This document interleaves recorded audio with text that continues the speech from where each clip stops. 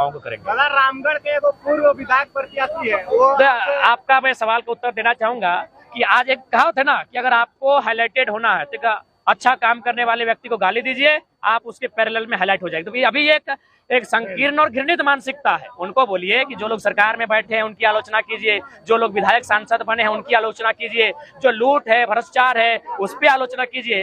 जयराम महतो पे आलोचना तब कीजिएगा जब हम लोग कभी संवैधानिक दायित्व पर आएंगे, इसलिए उन पर बात मत कीजिए। वे लोग संकीर्ण घृणित मानसिकता के लोग हो सकते हैं, उनसे हमारा कोई वास्ता नहीं है। वे लोग भी फले फूले, हमारी शुभकामनाएं। बेंगलोर में जो हमारे प्रवासी लोग हैं, मुख्यतः जो इंजीनियर्स लोग हैं, मैं एक लाइन बताऊंगा। पंडित बाल गंगाधर तिलक का एक स्टेटमेंट था, उनसे किसी ने पूछा था कि अगर भारत आजाद हो गया तो अब क्या करेंगे। उन्होंने कहा हम गणित पढ़ाएंगे। तो ठीक उसी प्रकार वो भले इंजीनियर है, लेकिन आज राज्य को उनकी जरूरत है, आज उनके दिमाग की जरूरत है, आज उनके स्ट्रेटजी की जरूरत है इस राज्य को। आप बिल्कुल, ये एक लोकतांत्रिक देश में बहुत बड़ा दुर्भाग्य है कि राजनेताओं को अपने विपक्ष से डर नहीं है। भारतीय जनता पार्टी को कांग्रेस से नहीं, जेएमएम को आजसू से नहीं, सबको डर किससे है?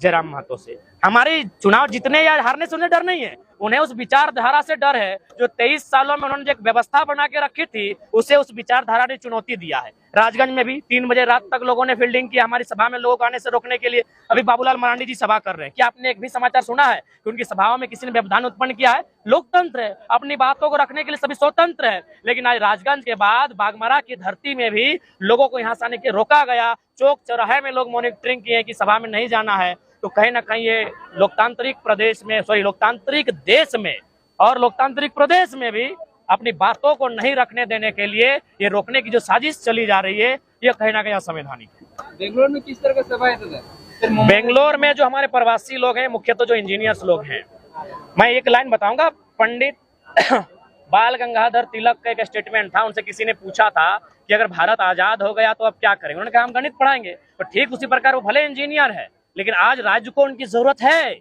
आज उनके दिमाग की जरूरत है, आज उनके स्ट्रेटजी की जरूरत है इस राज्य को। इसलिए उन लोग से हम लोग भी कुछ गुण, कुछ रहस्य, कुछ जानकारी, कुछ स्ट्रेटजी तैयार करने उनके साथ जा रहे हैं। सर, सुनने में आता है कि बांग्लादेश के लिए भी आपको आमंत्रण किया जा रहा है, क्या सही है? हाँ, ये भी सही है, लेकिन चूंकि वो अन्य देश का मामला है, वहाँ संस्कृति का विषय है। क्योंकि बांग्लादेश संस्कृति के आधार पर ही अलग हुआ था, भले तो इसलिए वहां से भी आया था, लेकिन वहां के लिए हम लोग फिलहाल अपने राज्य में और हमारे जो राज्य के प्रवासी जहाँ है वहां भी हम लोग सभाओं को करेंगे। दादा रामगढ़ के एगो पूर्व विधायक प्रत्याशी है वो आपका मैं सवाल का उत्तर देना चाहूंगा कि आज एक कहावत है ना कि अगर आपको हाईलाइटेड होना है तो अच्छा काम करने वाले व्यक्ति को गाली दीजिए, आप उसके पैरेलल में हाईलाइट हो जाएगी। तो अभी एक संकीर्ण और घृणित मानसिकता है। उनको बोलिए कि जो लोग सरकार में बैठे हैं उनकी आलोचना कीजिए, जो लोग विधायक सांसद बने हैं उनकी आलोचना कीजिए, जो लूट है भ्रष्टाचार है उस पर आलोचना कीजिए। जयराम महतो पे आलोचना तब कीजिएगा जब हम लोग कभी संवैधानिक दायित्व पर आएंगे, इसलिए उन पर बात मत कीजिए। वे लोग संकीर्ण घृणित मानसिकता के लोग हो सकते हैं, उनसे हमारा कोई वास्ता नहीं है। वे लोग भी फले फूले,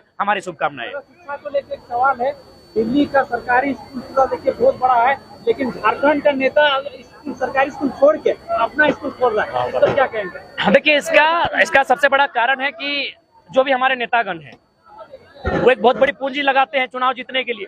इस बात तो हमको मानना होगा। जब वो एक बहुत बड़ी पूंजी लगाते हैं तो उस पूंजी को फिर से वो वापस पाना चाहेंगे, और वापस पाने के लिए उन्हें कुछ ऐसे हथकंडे अपनाने होंगे जिससे जनता का पैसा उनके पास आए। क्योंकि जनता को उन्होंने पैसा दिया है, उन्होंने जनता को पैसा दिया है, चुनाव में 500 दिया है, चाहे मुर्गा दिया है, चाहे दारू दिया है। अब उस पैसे को वापस लाने के लिए वे लोग क्या करते हैं, प्राइवेट सेक्टर को मजबूती करते हैं, ताकि जनता का पैसा प्राइवेट सेक्टर में जाएगा। गवर्नमेंट सेक्टर में जनता का पैसा नहीं जाता है, तो प्राइवेट सेक्टर में जब वो पैसा आएगा, और आप सही बात है, जितना भी प्राइवेट सेक्टर है, शिक्षण संस्थान है, चाहे वो बीएड कॉलेज है, जो भी रहे, उनमें कहीं ना कहीं जो स्थानीय जनप्रतिनिधि होते हैं, चाहे वो कोई रहे, किसी भी क्षेत्र का रहे, उनकी हिस्सेदारी होती है, या तो वे मालिक होते हैं। रोक लगना चाहिए। इसका एक विधेयक बनना चाहिए विधानसभा के भीतर, केंद्र में बनना चाहिए। शिक्षा नीति एक बननी चाहिए जिसमें से गाइडलाइन का अनुपालन करवाने के लिए, जैसे हम लोग गाइडलाइन अनुपालन करते हैं कि सांसद विधायक लाभ के पद पर नहीं होगा, तो उनका भी कोई स्कूल कॉलेज उनके नाम पे नहीं होगा। सीधा बात है, नहीं जानते। सही बात है। वे लोग आते ही नहीं है, वे लोग ना यहाँ आते हैं ना दिल्ली में सवाल करते हैं, वे 5 साल अपना पार करते हैं।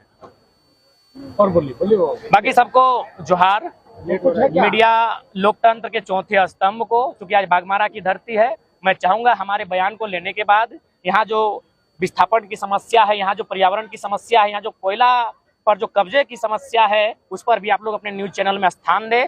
आपका बहुत बहुत धन्यवाद, आपका जोहार। और अगर हम लोग से कोई त्रुटि हो, चूंकि आप लोग मीडिया जगत से लोग आते हैं, उस त्रुटि को हम लोग को सजेस्ट कीजिएगा, हम लोग स्वीकार करेंगे। जोहार।